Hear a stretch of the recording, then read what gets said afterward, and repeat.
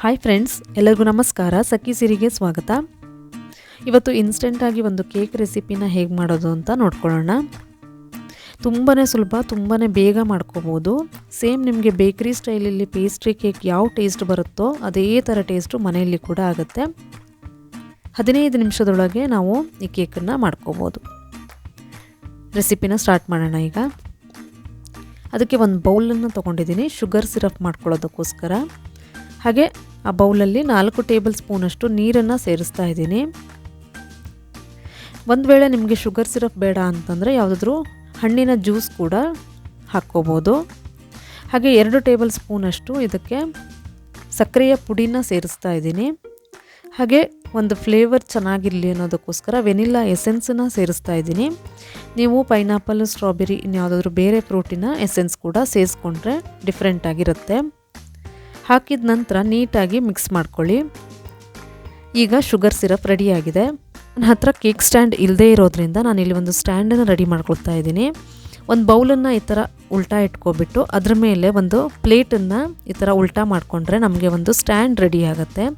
ಅಂದರೆ ನಾವು ಕೇಕ್ ಮಾಡಿಬಿಟ್ಟು ವಿಪ್ಡ್ ಕ್ರೀಮ್ ಹಾಕಿ ರೊಟೇಟ್ ಮಾಡೋದಕ್ಕೋಸ್ಕರ ಈ ಥರ ಸ್ಟ್ಯಾಂಡ್. ಹಾಗೆ ನೀವು ಯಾವುದರಲ್ಲಿ ಕೇಕ್ ಮಾಡ್ತೀರೋ ಅದಕ್ಕೆ ಒಂದು ಬೇಸ್ ಬೇಕಾಗತ್ತಲ್ವ, ಅಲ್ಲಿ ನೀವು ಪ್ಲೇಟ್ ಕೂಡ ಇಟ್ಕೋಬೋದು ಅಥವಾ ಈ ಥರ ಕೇಕ್ ಬೇಸ್ ಕೂಡ ಇಟ್ಕೊಂಡ್ರೆ ನಮಗೆ ಒಂದು ರೊಟೇಟ್ ಸ್ಟ್ಯಾಂಡ್ ಕೇಕ್ ಮಾಡೋದಕ್ಕೆ ರೆಡಿ ಆಗುತ್ತೆ.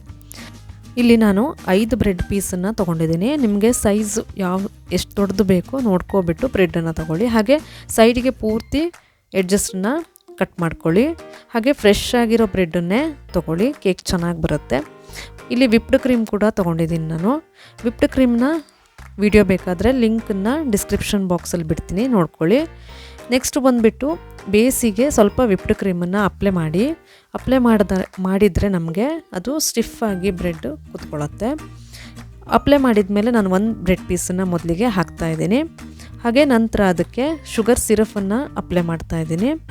ನೀಟಾಗಿ ಆ ಶುಗರ್ ಸಿರಫನ್ನು ಪೂರ್ತಿ ಬ್ರೆಡ್ಗೆ ತಾಗೋ ಹಾಗೆ ಅಪ್ಲೈ ಮಾಡಿ. ಅದು ಎಷ್ಟು ಅಬ್ಸರ್ವ್ ಮಾಡುತ್ತೋ ಅಷ್ಟು ನಮಗೆ ಸಾಫ್ಟಾಗಿ ಹಾಗೆ ಟೇಸ್ಟಿಯಾಗಿ ಕೇಕ್ ಬರುತ್ತೆ. ನೀಟಾಗಿ ಅಪ್ಲೈ ಮಾಡಿ. ನಂತರ ನಮಗೆ ಅದಕ್ಕೆ ವಿಪ್ಡ್ ಕ್ರೀಮನ್ನು ಅಪ್ಲೈ ಮಾಡಬೇಕಾಗತ್ತೆ. ವಿಪ್ಡ್ ಕ್ರೀಮ್ ಕೂಡ ಅಷ್ಟೇ ನೀಟಾಗಿ ಪೂರ್ತಿ ಎಲ್ಲ ಕಡೆ ತಾಗೋ ಹಾಗೆ ಈವನ್ನಾಗಿ ಸ್ಪ್ರೆಡ್ ಮಾಡಿ.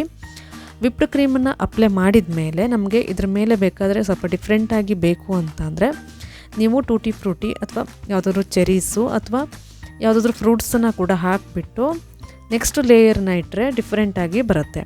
ಸೇಮ್ ಇದೇ ಥರ ಪ್ರೊಸೀಜರನ್ನು ಫಾಲೋ ಮಾಡಿಬಿಟ್ಟು ಪೂರ್ತಿ ಶುಗರ್ ಸಿರಪ್ಪು ಮತ್ತು ವಿಪ್ಡ್ ಕ್ರೀಮನ್ನು ಹಾಕಿಬಿಟ್ಟು ನಿಮಗೆ ಎಷ್ಟು ಲೇಯರ್ ಬೇಕೋ ಅಷ್ಟನ್ನು ಹಾಕ್ಕೊಂಡ್ರೆ ನಮಗೆ ಕೇಕ್ ಒಂದು ರೆಡಿ ಆಗುತ್ತೆ.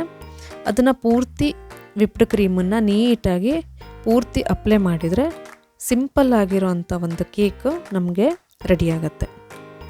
ಇಲ್ಲಿ ನಮಗೆ ವಿಪ್ಡ್ ಕ್ರೀಮ್ ಪೂರ್ತಿ ಮೆಲ್ಟ್ ಆಗ್ತಾ ಇದೆ ಅಂತ ಅನಿಸಿದರೆ ಸ್ವಲ್ಪ ಫ್ರಿಜ್ಜಲ್ಲಿ ಇಟ್ಬಿಟ್ಟು ಮಾಡಿದರೂ ಕೂಡ ಪರವಾಗಿಲ್ಲ. ಇಲ್ಲ ಅಂತಂದರೆ ಇದು ಪೂರ್ತಿ ಕಂಪ್ಲೀಟ್ ಆದಮೇಲೆ ಫ್ರಿಜ್ನಲ್ಲಿ ಇಟ್ಟರೂ ಕೂಡ ಅಡ್ಡಿಲ್ಲ. ನಂತರ ಇಷ್ಟೇ ಸಾಕು ಅಂತಂದರೂ ಓಕೆ. ಇಲ್ಲ ಅಂತಂದ್ರೆ ಸ್ವಲ್ಪ ಡಿಫ್ರೆಂಟ್ ಟೇಸ್ಟು ಹಾಗೆ ಡಿಫ್ರೆಂಟ್ ಲುಕ್ ಕಾಣಬೇಕು ಅನ್ನೋದಕ್ಕೋಸ್ಕರ ನಾನಿಲ್ಲಿ ಡೈರಿ ಮಿಲ್ಕ್ ಚಾಕ್ಲೇಟನ್ನು ತೊಗೊಬಿಟ್ಟು ಗ್ರೇಟ್ ಮಾಡ್ತಾಯಿದ್ದೀನಿ.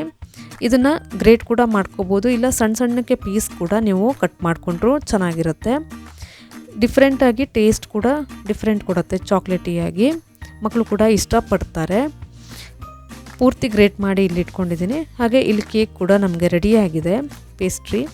ಇದರ ಮೇಲೆ ನಾನು ಪೂರ್ತಿ ಚಾಕ್ಲೇಟನ್ನು ಸ್ಪ್ರಿಂಕಲ್ ಮಾಡ್ತಾಯಿದ್ದೀನಿ. ನೋಡೋದಕ್ಕೂ ಕೂಡ ಡಿಫ್ರೆಂಟಾಗಿ ಕಾಣುತ್ತೆ. ಪೂರ್ತಿ ಅಪ್ಲೈ ಮಾಡಿ ಸೈಡಿಗೆ ಮೇಲ್ಗಡೆ ನಿಮ್ಗೆ ಎಷ್ಟು ಬೇಕೋ ಅಷ್ಟು ಹಾಕ್ಕೋಬೋದು. ನಿಮಗೆ ಇಲ್ಲಿ ಬೇರೆ ಬೇರೆ ಥರ ಫ್ಲೇವರ್ ಬೇಕು ಅಂತಂದರೆ ಕೂಡ ನೀವು ಯಾವುದಾದ್ರೂ ಚಾಕ್ಲೇಟ್ಸನ್ನು ಸೆಲೆಕ್ಟ್ ಮಾಡ್ಕೋಬೋದು. ಈ ಥರ ಪೂರ್ತಿಯಾಗಿ ಸೈಡಿಗೆ ಕೂಡ ಅಪ್ಲೈ ಮಾಡಿ. ಇಲ್ಲೇನಂತಂದರೆ ನಮಗೆ ಕೇಕ್ನ ಎಷ್ಟು ದೊಡ್ಡ ಸೈಜ್ ಬೇಕೋ, ಯಾವ ಶೇಪ್ ಬೇಕು ನಿಮಗೆ ನೋಡ್ಕೊಬಿಟ್ಟು ಆ ಥರ ಅಪ್ಲೈ ಮಾಡಿ. ವಿಪ್ಡ್ ಕ್ರೀಮ್ ಕೂಡ ಅಷ್ಟೇ ಕಲರ್ಫುಲ್ಲಾಗಿ ಬೇಕು ಅಂತಂದರೆ ನೀವು ಅದಕ್ಕೆ ಫುಡ್ ಕಲರನ್ನು ಅಪ್ಲೈ ಮಾಡಿದರೆ ಡಿಫ್ರೆಂಟಾಗಿ ಬರುತ್ತೆ ನಿಮಗೆ. ನೆಕ್ಸ್ಟು ಬಂದುಬಿಟ್ಟು ಒಂದು ಕವರಲ್ಲಿ ನಾನು ವಿಪ್ಡ್ ಕ್ರೀಮನ್ನು ಹಾಕ್ತಾಯಿದ್ದೀನಿ.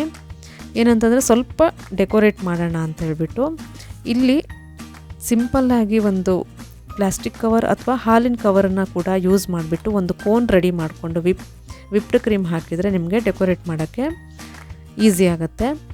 ಇಲ್ಲಿ ರೆಡಿ ಕೋನ್ ಇಲ್ಲ ಅಂತಂದರೆ ಈ ಥರ ಮಾಡ್ಕೊಳ್ಳಿ. ಹಾಗೆ ಇಲ್ಲಿ ವಿಪ್ಡ್ ಕ್ರೀಮ್ ನನ್ನ ಸ್ವಲ್ಪ ಮೆಲ್ಟ್ ಆಗ್ತಾ ಇದೆ. ಸೊ ನೋಡ್ಕೊಬಿಟ್ಟು ವಿಪ್ಡ್ ಕ್ರೀಮನ್ನು ಫ್ರಿಜ್ಜಲ್ಲಿ ಇಟ್ಬಿಟ್ಟು ಕೋಲ್ಡ್ ಮಾಡ್ಕೊಳ್ಳಿ ಆದಷ್ಟು. ಹಾಗೆ ಪೂರ್ತಿ ಡೆಕೋರೇಷನ್ ಮಾಡೋದಕ್ಕೆ ನಾನಿಲ್ಲಿ ಚೆರೀಸನ್ನು ಯೂಸ್ ಮಾಡ್ತಾಯಿದ್ದೀನಿ.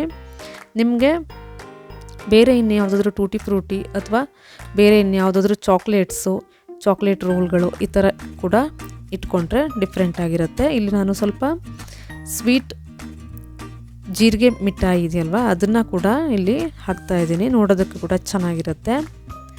ಇಷ್ಟೇ ಸಿಂಪಲ್ಲಾಗಿ ಈಸಿಯಾಗಿ ನಾವು ಮನೆಯಲ್ಲಿ ಕೇಕ್ ರೆಸಿಪಿನ ಬ್ರೆಡ್ಡನ್ನು ಉಪಯೋಗಿಸ್ಕೊಬಿಟ್ಟು ಯಾವುದೇ ಒಂದು ಕಡಾಯಿ ಬೇಡ, ಕುಕ್ಕರ್ ಬೇಡ, ಓವನ್ ಬೇಡ, ಸಿಂಪಲ್ಲಾಗಿ ಈಸಿಯಾಗಿ ಮನೆಯಲ್ಲಿ ಈ ಥರ ಒಂದು ಕೇಕ್ ರೆಸಿಪಿನ ಮಾಡಿಬಿಟ್ಟು ಮಕ್ಕಳಿಗೆ ಕೊಟ್ಟರೆ ತುಂಬಾ ಇಷ್ಟಪಟ್ಟು ತಿಂತಾರೆ. ಸೇಮ್ ನಿಮಗೆ ಬೇಕ್ರಿಯಲ್ಲಿ ಯಾವ ಟೇಸ್ಟ್ ಇರುತ್ತೋ ಸೇಮ್ ಅದೇ ಥರ ಟೇಸ್ಟ್ ಇಲ್ಲೂ ಕೂಡ ಬರುತ್ತೆ.